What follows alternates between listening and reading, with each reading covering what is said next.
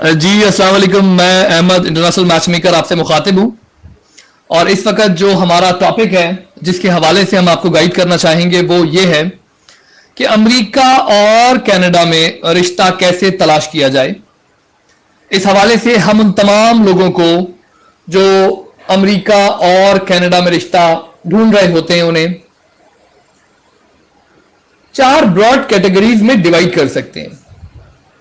जैसे ही किसी को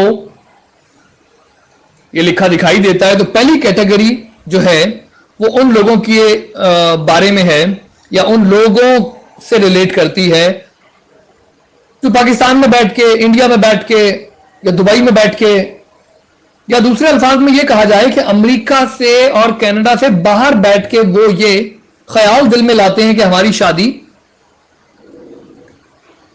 अमेरिका या कनाडा में हो जाए। अच्छा, उन लोगों को मैं ये सजेस्ट करूंगा कि ऐसा मुमकिन नहीं हो पाता, खासकर लड़कों के हवाले से। शादियां, जब हम बात करते हैं शादी की, तो लड़की को ब्याहा जाता है, जिसका मतलब ये होता है कि लड़की अपना घर छोड़ के अपने नए घर यानी अपने ससुराल लड़के के साथ जाती है। तो मोस्ट ऑफ द टाइम लड़की ब्याही जाती है, लड़के को ब्याहा नहीं जाता।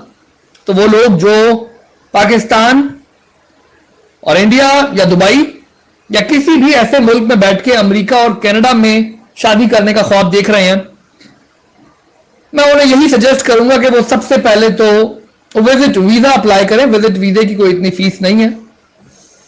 पाकिस्तानी आज भी 25-30 हजार रुपए आप सबमिट करेंगे और आपका 6 से साल के दरमियान आपकी इंटरव्यू की कॉल आ जाएगी। तो आप विजिट वीजा जरूर अप्लाई करें। और कहीं आपको ऐसा लगता है कि कोई आपको यहां पर आकर ले जाएगा या आकर आपसे शादी करेगा, तो नहीं। जब आप 25-30 हजार रुपए विजिट वीजे पे नहीं लगाना चाहते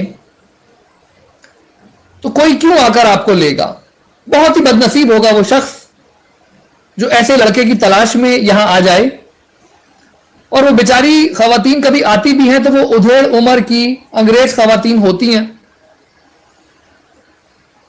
अच्छी फैमिलीज जब भी ऐलान करती हैं कि भाई हमें पाकिस्तान से लड़का चाहिए, तो आप यकीन जाने उनके खानदानों में उनको रिश्ते मिल जाते हैं। तो मैं ऐसे तमाम लड़कों को यही कहूंगा कि वो अगर विजिट वीजा हासिल करके अमेरिका नहीं पहुंच सकते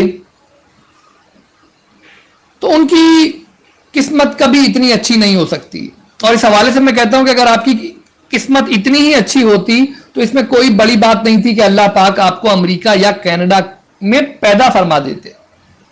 तो यहां बैठ के अपना टाइम मुख्तलिफ वेबसाइट्स पे जाया मत करें, ऐसा मुमकिन नहीं हो पाएगा। तो ये पहली कैटेगरी थी। अब हम बात कर लेते हैं अमेरिका में जो लोग मुकीम होते हैं। वो 2 तरह के लोग हैं, एक लीगल है, एक इनलीगल है। अच्छा, जो इनलीगली वहां पे रह रहे हैं उनकी एज फैक्टर बड़ा इंपॉर्टेंट होता है। जो लोग इनलीगली यूएसए में रह रहे हैं, तो अगर तो वो 35 प्लस हैं तो मैं कहता हूं हमारा फॉर्म फिल करने में कोई बुराई नहीं है, even if they are living illegally, गैर कानूनी तौर पे रह रहे हैं और यूएसए में मौजूद है, असाइलम फाइल किया हुआ है या कोई भी उन्होंने वकील हायर किया हुआ है, but still they are illegal, 35 या 30 प्लस हैं, तो वो फॉर्म फिल जरूर करें। फीस देने के हवाले से मैं उन्हें सजेशन नहीं दूंगा, क्योंकि इनके भी चांसेस जो हैं वो सक्सेस के 25-30% चांस होता है कि उन्हें कोई रिश्ता मिल जाए या लोग उनमें इंटरेस्ट लें। तो इस कैटेगरी को भी छोड़ते हुए हम आगे बढ़ते हैं। अब हम लीगल लोगों की बात कर लेते हैं जो अमेरिका में लीगली रह रहे हैं। अमेरिका में लीगली रहने वालों की 3 ब्रॉड कैटेगरीज मैं आपको बता दूं। एक तो वहां का नेशनल रेजिडेंट, यानी चाहे उसके पास ग्रीन कार्ड है या वो वहां का नेशनल है, दोनों ही सूरतों में वो हमारी सर्विसेज के लिए अहल है। वो तो सिंपल से अल्फाज में फॉर्म मौजूद है, फॉर्म फिल करेगा, अपनी रिक्वायरमेंट्स बताएगा और हम उसकी रिक्वायरमेंट को देखते हुए अगर हमारे पास रिश्ते मौजूद होंगे एज पर देयर रिक्वायरमेंट्स और इसमें मैं यही कहूंगा कि जो 25 ईयर से प्लस के लड़के होते हैं, जो 25 साल से ऊपर के लड़के होते हैं, लड़कियों में कोई उम्र की कैद नहीं है। 25 साल से ऊपर का लड़का हो, एजुकेटेड हो, और वो डेफिनेटली अमेरिका में बरसरे रोजगार होगा तो कुछ कमा भी रहा होगा, उसे बड़ी आसानी से हमारी तरफ से रिश्ते बताए जा सकते हैं। $300 चार्ज किए जाते हैं और 36 वेरीफाइड रिश्ते बताना हमारा काम है। शादी करना ना करना उन पे डिपेंड कर रहा होता है। तो ये तो बात हो गई थी उन लोगों की जो वहां के रेजिडेंट्स हैं, ग्रीन कार्ड होल्डर्स हैं या नेशनैलिटी रखते हैं, तो उनको रिश्ते अमेरिका और कनाडा के बताना कोई बड़ी बात नहीं है। कनाडा में बैठे हुए लोगों को मैं हमेशा सजेस्ट कर रहा होता हूं कि keeping in view the population, आबादी को देखते हुए, क्योंकि कनाडा की population as compare to America बहुत कम है। अराउंड जितनी पॉपुलेशन मुंबई या कराची की पॉपुलेशन है उतनी ही कमोबेश आज की तारीख में कनाडा की पॉपुलेशन बन रही है। और अगर रकबे के हिसाब से देखा जाए तो it's one of the biggest country in the world. कुछ आदादोशुमार के हिसाब से फर्स्ट लार्जेस्ट कंट्री है, कुछ के हिसाब से सेकंड पर खड़ी हो जाती है, बट स्टिल जो पॉपुलेशन है वो 3 करोड़ यानी अराउंड 30 मिलियन पॉपुलेशन है। तो कनाडा वालों को मैं हमेशा सजेस्ट कर रहा होता हूं कि वो अमेरिका के रिश्तों को जरूर कंसिडर करें। अब अमेरिका में वापस आते हैं तो अमेरिका में हमने जो रेजिडेंट्स हैं, ग्रीन कार्ड होल्डर्स हैं, नेशनैलिटी होल्डर्स हैं, उनकी बात कर ली। उसमें 25 ईयर्स से प्लस का लड़का हो उनको रिश्ते मिल जाएंगे।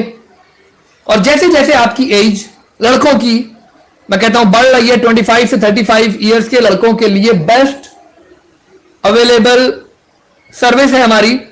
और हमारे पास जो 25 से 35 ईयर्स के लड़के रजिस्टर्ड होते हैं वहां पर सक्सेस का जो रेट है दैट इज अराउंड 70 to 80% के वो हमारी तरफ से कोई रिश्ता फाइनल करने के काबिल हो जाते हैं।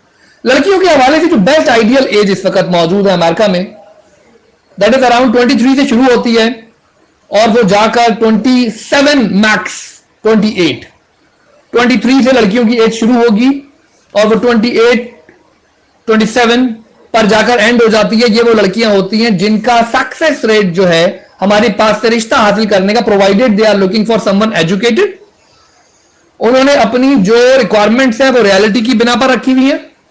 ऐसा नहीं है कि वो आउट ऑफ द वर्ल्ड कुछ डिमांड कर रही हैं। आउट ऑफ द वर्ल्ड जब हम बात करते हैं वो इस तरह की बात हो जाती है कि एक लड़की ने पहले एजुकेशन हासिल की, उसके बाद एक बहुत हाई सैलरी ड्रॉ कर रही होती है, तो अब वो लोग टारगेट छोटा सा बना के बैठ जाते हैं। छोटा सा उनके हिसाब से होता है, बहुत बड़ा टारगेट हो जाता है। वो कहते हैं जी लड़का हमारी लड़की से अब ज्यादा कमा रहा हो। उसमें मैं तो इन लड़कियों को मशवरा ये देता हूं कि भाई फॉर अ टाइम बिंग आप जॉब छोड़ दें ताकि हर एजुकेटेड पाकिस्तानी यूएस नेशनल लड़का आपसे ज्यादा कमा रहा हो और फिर आप उस लड़के की तालीम देखें, उसकी फैमिली देखें, उसकी शक्ल सूरत देखें, उसकी चाल चलन देखें। मगर आज की तारीख में सबसे बड़ा जो फैक्टर साबित हो रहा है शादियों में वो रुपया पैसा। लड़की वाले या खुद लड़की वो पैसों के अलावा और कुछ देखना नहीं चाह रही होती और फिर उसने खुद साख्ता टारगेट सेट किया होता है खुद कमा के, और वो कहती है अब लड़का मुझसे ज्यादा कमाए। तो इन लोगों की सक्सेस कोई 10-15% सक्सेस रेट होता है इस तरह की लड़कियों के जिन्होंने ऑन जॉब रहते हुए रिश्ता तलाश करना होता है, वो भी उस लड़के का जो फिर उनसे ज्यादा कमाए। अदरवाइज 23 साल से 27-28 साल की लड़कियां बड़ी आसानी से हमसे रिश्ते तो हम किसी को भी बता सकते हैं, मगर बात सिर्फ रिश्ता बताने की नहीं होती, बात सक्सेस की भी होती है कि सामने वाला किस हद तक आप में इंटरेस्ट रखता है। अब हम बात कर लेते हैं उन मर्द हजरात की। मर्द हजरात का मैंने बता दिया कि 25 से 35 साल के लड़कों का सक्सेस रेट 70 to 80% है हमारे पास। बट जैसे ही ये लड़के 35 से 40 की एज ब्रैकेट में आते हैं और तब भी उसमें दो तरह के लोग हैं, एक तो डिवोर्सीज हैं, तो उनका सक्सेस रेट भी हाई रहता है जब तक वो डिवोर्स, क्योंकि पहली शादी आपने इसका मतलब है की है तो जाके आप 35 से 40 में सेकंड वाइफ यानी सेकंड मैरिज के बारे में सोच रहे हैं। सेकंड वाइफ का वर्ड यहां पे गलत है क्योंकि सेकंड वाइफ का वर्ड हम इस्तेमाल कर रहे होते हैं अपनी मैच मेकिंग के उन लोगों के लिए जिनकी पहली बीवी मौजूद है और वो दूसरी शादी करना चाह रहे हैं, तो वो सेकंड वाइफ का हम वर्ड इस्तेमाल करते हैं।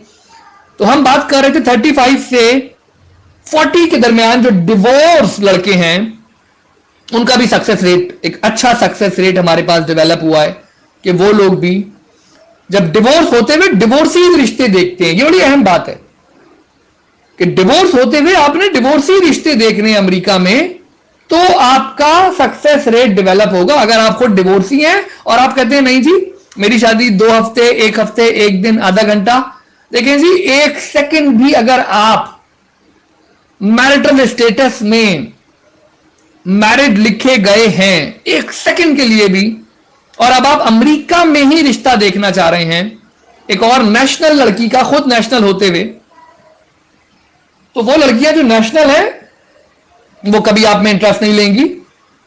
नेवर मैरिड लड़की हमेशा नेवर मैरिड प्रपोजल ही देख रही होती है, चाहे वो 33, 34, 35 में क्यों ना खड़ी हो जाए, जबकि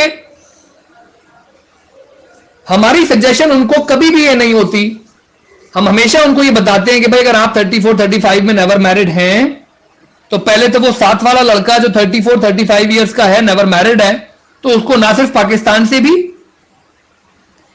आपसे ज्यादा एजुकेटेड, आपसे ज्यादा कम उम्र, आपसे ज्यादा खूबसूरत लड़की उसे हम क्या वो खुद भी ले आता है। ऐसा नहीं है कि सिर्फ अहमद मैचमेकर ने ही रिश्ता बताना है तो शादी होनी है, वो खुद भी जाके दुबई से, पाकिस्तान से, खानदान से लड़कियां ले आते हैं। तो 34, 35 में खड़ा हुआ लड़का 33, 34 ईयर्स की यूएस नेशनल लड़की में जीरो इंटरेस्ट रखता है। तो इन 33, 34 ईयर्स की लड़कियों को हम हमेशा सजेस्ट कर रहे होते हैं कि आप डिवोर्सीज रिश्ते देखेंगी, और अगर आप नेवर मैरिड लड़के की ख्वाहिश ही दिल में सजा बैठी हैं तो फिर आपको अमेरिका से बाहर से लड़का लाना चाहिए। उस सूरत में आपको बड़ी आसानी से वो लड़के मिल जाएंगे जो अमेरिका से बाहर हैं और अब वो अमेरिका आना चाहते हैं शादी करके, तो ये आपके लिए एक अच्छा ऑप्शन डेवलप हो सकता है। तो ये भी अंग्रेज जो बात कहते हैं, मेरे पास कई अंग्रेज दोस्त हैं, कई लोग इंटरेक्शन में आते हैं, ये जो age is just a number आपको सिखाया गया है, आप यकीन जाने ऐसा कुछ भी नहीं है। Age is not just a number, otherwise cricketer सियासतदान की तरह 50 साल की उम्र तक खेलते रहते, फिजिकल काम है ना। इस तरह शादी में भी एक बहुत अहम जो प्रोपोर्शन है वो फिजिकल अट्रैक्शन भी आप कह सकते हैं और फिजिकल एक्सपर्टीज भी कह सकते हैं, फिजिकली फिट होने को भी कह सकते हैं। तो ऐसा नहीं है कि 60 साल के बूढ़े को 20 साल की लड़की मिल जाएगी, age is not just a number. तो 34-35 साल की जब वो लड़की हो जाती है, उसको समझना चाहिए कि अब उसका सक्सेस रेट कहां पे एग्जिस्ट कर रहा है। या तो वो अमेरिका के डिवोर्सीज को कंसिडर करे, या नेवर मैरिड देखने तो पाकिस्तान से लाए। अदरवाइज हम हमेशा कहते हैं कि वो अपने साथ में कोई कुलीग काम कर रहा हो, उनसे पूछ ले कि भाई आपने अभी तक मुझे शादी का पैगाम क्यों नहीं दिया। वो स्ट्रेट अवे बता देगा कि भाई क्या वजह थी आपसे शादी ना करने की, क्योंकि उसकी सैलरी भी आपके करीब होगी, एज भी आपके करीब होगी जब, तो वो बताएगा कि भाई तुम भी 34 की हो, मैं भी 34, 35 का हूं, तो कंपैटिबिलिटी नहीं बन रही है। चाहे प्रोफेशन सेम है, चाहे सैलरी सेम है, कंपैटिबिलिटी नहीं बन रही है। आज भी पाकिस्तानी और इंडियन कहीं भी रहे, एज डिफरेंस लव मैरिज में तो पाकिस्तान में भी इंडिया में भी लड़की 7 की हो या थोड़ी सी बड़ी भी हो जाए फर्क नहीं पड़ रहा होता, but when it comes to arrange marriages age differences matter, ये आप अपने ध्यान में रखेंगे। तो इसका मतलब यह हुआ कि डिवोर्सीज को डिवोर्स रिश्ते मिल जाएंगे, ओवर एज लड़कियों को भी अगर वो यूएस नेशनैलिटी वालों को ही देख रही हैं, 30 से 35 में खड़ी हुई है, डिवोर्सीज को कंसिडर करेंगी तो सक्सेस रेट हाई हो जाएगा, 60-65% पे चला जाएगा। और अगर वो सोचेंगे हमें नेवर मैरिड रिश्ते बता दिए जाएं तो हमारा कुछ भी नहीं जाता है, हमारा काम तो वैसे भी रिश्ते बताना है। हम जो फीस चार्ज कर रहे होते हैं वो रिश्ते बताने की फीस चार्ज कर रहे होते हैं, बट एट दैट टाइम आपने ये नहीं कहना है कि सामने वाला हमसे कम्युनिकेट नहीं कर रहा, क्योंकि अहमद मैचमेकर को फीस देकर कहीं भी आपने ये नहीं सोचना है कि सामने वाला आपसे शादी करने का पाबंद है या इवन गलत रिक्वायरमेंट रखते हुए कम्युनिकेट करने का पाबंद है। इन तमाम चीजों को देखते हुए आप यहां पर एक फॉर्म मौजूद है, तो इससे आप समझ सकते हैं कि अहमद मैचमेकर 14-15 मिनट आप लोगों पे इन्वेस्ट करता है, आपको समझाता है विदाउट चार्जिंग फीस, कोई गलत बयानी नहीं करता है, आपको एक एक चीज खोल खोल कर बयान की जाती है, डिफाइन की जाती है, जिसका बुनियादी मकसद यह कि उसके बाद आप राइट डिसीजन में मूव कर सकें और अपनी रिक्वायरमेंट्स को वो रखें जो होनी चाहिए। अब अगर आपने अपनी शादी को मजीद मुश्किल बनाना है तो मैं उन लड़कियों को कहता हूं कि 30 से 35 इयर्स की एज में जब वो मुश्किल बना रही होती है रिश्ते को, तो वो किस तरह वो एक कास्ट का फैक्टर भी डाल देती हैं कि जी हम गुज्जर हैं, हमें गुज्जर मिलना चाहिए, हम अराई हैं, हमें अराई मिलना चाहिए, हम पठान हैं, हमें पठान मिलना चाहिए। और कई बार वो लड़कियां खुद पश्तो स्पीकर नहीं होती, वैसे ही कह देती हैं भाई हम खान हैं, हमारी कास्ट पठान है। तो देखिए, आप शादियों को आसान करेंगे और शादी करने वाले बनेंगे, अदरवाइज हमें फर्क नहीं पड़ता। हम आपको प्रपोजल्स बताएंगे, फीस चार्ज करते हैं, रिश्ते बता देते हैं, बट ये एक हमने आपको ओवरव्यू बता दिया कि किन सूरतों में आपकी शादी होगी, किन सूरतों में नहीं होगी। वो लोग जो अभी तक अमेरिका नहीं पहुंचे हैं, कनाडा नहीं पहुंचे हैं, उनकी सजेशन यही है लड़कों के हवाले से कि भाई वीजे के लिए अप्लाई करोगे, अगर वहां पहुंच जाओगे तो चाहे स्टूडेंट वीजा पर, ये स्टूडेंट्स के बारे में भी बात हो जाए, बड़ी अहम बात कि जो स्टूडेंट्स यूएसए में मौजूद हैं, तो वो एक तो वो होते हैं जो बड़े यंग स्टूडेंट्स होते हैं, 26 ईयर्स या 25 ईयर्स से नीचे के। कांटेक्ट मत करें, कोई सक्सेस का रेट, अपनी तालीम पे तवज्जो दें। मैं कहता हूं 5% भी सक्सेस रेट नहीं साबित हुआ है आपका आज की तारीख में। ये मैं आपको 15-16 साल का एक्सपीरियंस, उसका निचोड़ बता रहा होता हूं। तो 26 या 25 साल से कम उम्र का स्टूडेंट है, वो तो बिल्कुल भी किसी मैरिज के चक्कर में ना पड़े। ऐसा नहीं है उनको मिलती नहीं है, फिर वहीं की अंग्रेज मिलती है, पाकिस्तानी नहीं मिलती, कोई पाकिस्तानी फैमिली उनको एक्सेप्ट नहीं कर रही होती, तो वहीं की कोई अंग्रेज मिल जाती है, उधेड़ उम्र होती है, उसकी जवानी गुजर चुकी होती है, 30-32 साल की होती है, वो उसका हाथ पकड़ती है, उसको नेशनैलिटी मिल जाती है और उसको 2-3 बच्चे पाकिस्तानी मर्द से मिल जाते हैं। ये दोनों एक तरह का समझौता करके उस वक्त तक साथ चलते हैं जब तक उनके मफादात एक दूसरे से मिल रहे होते हैं, फिर वो सलाम वालेकुम वालेकुम अस्सलाम कह के अलग अलग हो जाते हैं।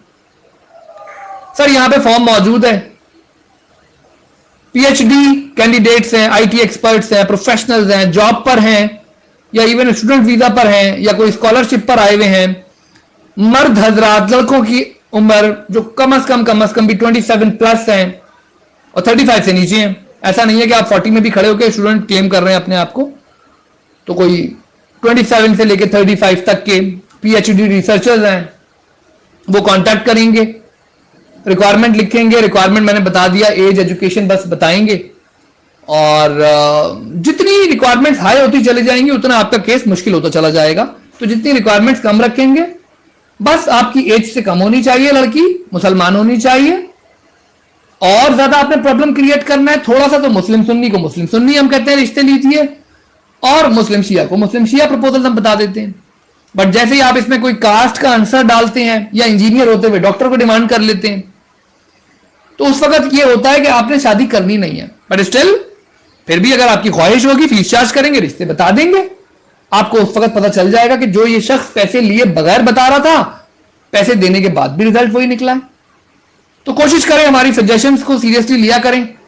यहां पे फॉर्म मौजूद है, फॉर्म फिल करें।